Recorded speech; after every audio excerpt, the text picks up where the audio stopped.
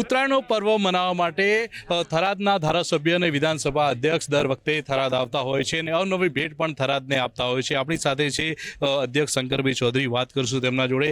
આ વખતે સાહેબ વિકાસનો પવન જે છે જે થરાદનો કેવો રહેવાનો છે, કારણ કે હવે થરાદ જિલ્લો બન્યો છે. આજે ઉત્તરાયણનો પવન પણ સરસ છે અને વિકાસનો પવન તો થરાદવાસીઓએ બિલકુલ માણવાની શરૂઆત થઈ ગઈ છે. ખાસ કરીને આ વખતે પ્રજાસત્તાક દિવસની ઉજવણી પણ થરાદમાં થઈ રહી છે અને થરાદને કઈ કઈ ભેટો મળવા જઈ રહી છે આ નવા વર્ષમાં? ઘણું બધું કામ થઈ રહ્યું છે. ઘણા કામો વિકાસના થયા છે. હજુ પણ લોક સહયોગ અને રાજ્ય સરકાર બંને સાથે મળીને આ સરહદી વિસ્તારની અંદર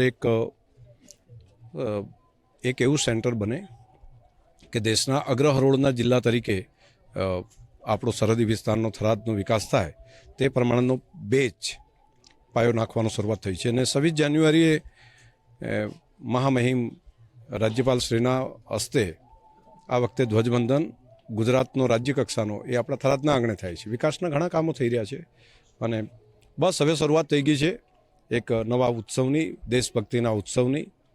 અને સરહદી વિસ્તારના પ્રજાજનોમાં રાષ્ટ્રીય દેશભક્તિ ભરેલી છે, એને ઉજાગર કરવાનું કામ પણ અહીંના યુવાનો કરશે. પહેલાં એવો ટ્રેન્ડ હતો કે ઉત્તરાયણ મનાવવા તો શહેરોમાં જવું જોઈએ, અમદાવાદ જવું જોઈએ, પરંતુ હવે ટ્રેન્ડ બદલાયો છે અને જે લોકો અમદાવાદ રહે છે એ લોકો પણ હવે ઉત્તરાયણ મનાવવા પોતાના ગામમાં આવી રહ્યા છે, થરાદમાં આવી રહ્યા છે. શું કહેશો આ ટ્રેન્ડ વિશે? હા, બિલકુલ. થરાદની અંદર લોકોને થરાદની સંસ્કૃતિ, થરાદનું પોતિકાપણું એ હતું. સુવિધાનું થોડું વધારે જરૂરિયાત હતી. હવે સુવિધાઓ મળવા માંડી એટલે લોકોનો થરાદ પ્રત્યેનો પ્રેમ તો હતો જ, પરંતુ એ પ્રેમ અત્યારે ઉજાગર થયો અને હવે માત્ર ઉત્તરાયણ મનાવવા કે દિવાળી મનાવવા વધુ આવવા માંડ્યા એટલું નહીં, રોજગાર ધંધા માટે પણ અહીંયા વધારે આવવાની શરૂઆત થઈ છે. અને બહારથી લોકો રિવર્સ માઇગ્રેશન કરીને અહીંયા ફરી પાછા થરાદની અંદર ધંધા રોજગાર માટે આવે તેવું પણ વાતાવરણ છે. અને રહેવા માટે પણ સૌથી સલામત એ આપણું થરાદ બની રહ્યું છે. ઉત્તરાયણને પર્વને લઈને આપ શું સંદેશ આપવા માંગો છો પતંગ રસિકોને? પતંગ ચગાવો, પરંતુ પોતાનું ધ્યાન રાખીને. સાંજના સમયે પંખી જ્યારે માળા તરફ જતા હોય એ વખતે આપણે પતંગ ચગાવવાનું ટાળીએ.